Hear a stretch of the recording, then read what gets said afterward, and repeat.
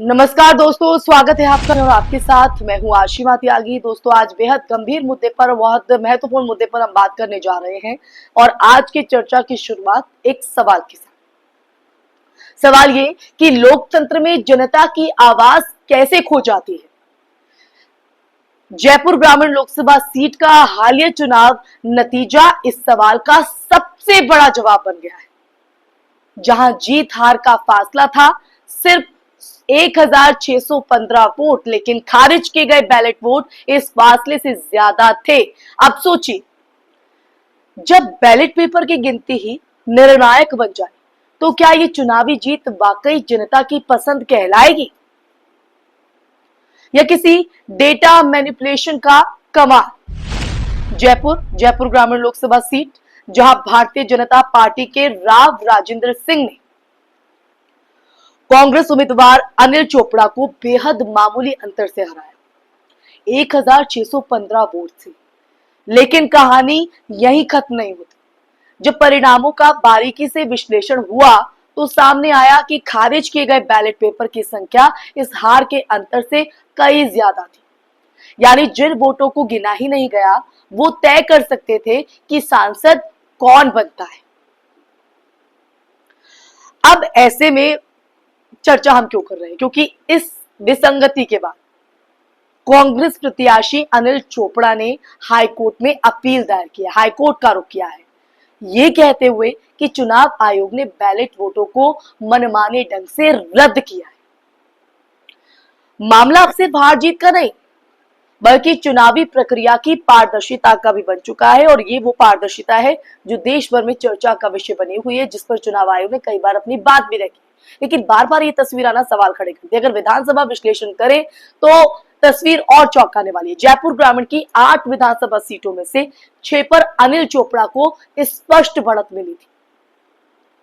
Phulera seat पर मामूली बढ़त बीजेपी की तरफ गई, लेकिन झोटवाड़ा विधानसभा सीट से बीजेपी को 80,744 वोटों की भारी बढ़त मिली, जिसने पूरे समीकरण को ही पलट दिया। दोस्तों, अब सवाल यही उठता है, क्या एक सीट से इतनी बड़ी बढ़त जो है वाकई संभव है, पॉसिबल है, जब बाकी 6 सीटों पर कांग्रेस स्पष्ट रूप से आगे थी। इस पर राजनीतिक विश्लेषक भी ये मानते हैं कि ये गणित सीधा नहीं। राजस्थान की जमीन पर जहां जातीय, ग्रामीण और शहरी मतदाता के रुझान अक्सर विभाजित रहते हैं, वहां एक ही सीट से इतना बड़ा स्विंग सांख्य के रूप से असामान्य माना जाता है, जिस पर भरोसा नहीं किया जा सकता। अब मामला कोर्ट में है, लेकिन इस चुनावी समीकरण ने युवा मतदाताओं के बीच गुस्सा और अविश्वास दोनों बढ़ा दिया, और ये लाजमी भी है। सोशल मीडिया पर कई युवाओं ने लिखा कि 6 सीटों पर आगे रहने के बाद अगर एक सीट से सब पलट जाए तो ये लोकतंत्र नहीं, डेटा का खेल है। अब ऐसे में दोस्तों, राजनीतिक और तकनीकी सवाल भी अहम हो जाता है। अगर देखा जाए तो भारत में हर चुनाव के बाद ईवीएम और बैलेट पेपर की पारदर्शिता को लेकर सवाल उठते रहते हैं, उठते रहे भी हैं। लेकिन जयपुर ग्रामीण का केस इसलिए खास है क्योंकि ये सीधा गणितीय विरोधाभास दिखाता है। वो कैसे? जहां खारिज वोटों की संख्या, हार का अंतर, कानूनी रूप से ऐसे मामलों में रिकाउंटिंग या पुनः परीक्षण एक स्वाभाविक प्रक्रिया होनी चाहिए थी। लेकिन जब वो नहीं हुआ तो ये पूरे सिस्टम पर प्रश्न चिन्ह लगाता है। लेकिन क्या ये सिर्फ एक प्रशासनिक लापरवाही थी या फिर कहीं गहरे स्तर पर चुनाव परिणाम को मैनेज करने की कोशिश की गई? दोस्तों, इन सवालों के जवाब में अब हाई कोर्ट से मिलने बाकी हैं। ये जवाब मिलने बाकी हैं, और ये जवाब इसलिए क्योंकि चुनाव आयोग पर लगातार सवाल उठ रहे हैं, पूछे भी गए हैं, विरोधाभास देखने को मिला है। लेकिन उसके बावजूद भी बार बार ये जो तस्वीरें सामने आती हैं, ये कहीं ना कहीं सवाल जरूर खड़ा करती हैं। अब इन हाईकोर्ट से जो जवाब मिलता है वो क्या इस स्थिति को स्पष्ट करता है, ये देखने वाली बात रहेगी। लेकिन भारत का लोकतंत्र दुनिया का सबसे बड़ा लोकतंत्र है, लेकिन अगर एक एक वोट का हिसाब ईमानदारी से ना रखा जा सके तो ये सबसे बड़ा लोकतंत्र सिर्फ सबसे बड़ा भ्रम बनकर रह जाएगा। आप क्या मानते हैं दोस्तों?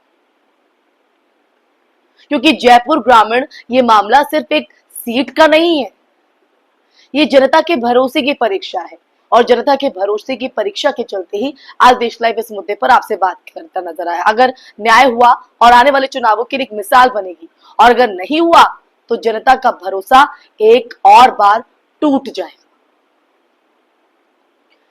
क्योंकि लोकतंत्र की असली ताकत जीतने में नहीं, सही को सही और गलत को गलत साबित करने की हिम्मत में होती है।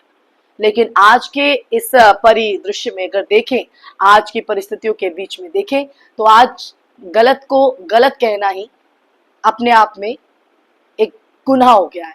क्या आप मानते हैं कि जयपुर ग्रामीण का ये नतीजा निष्पक्ष था या इसमें कोई खेल हुआ?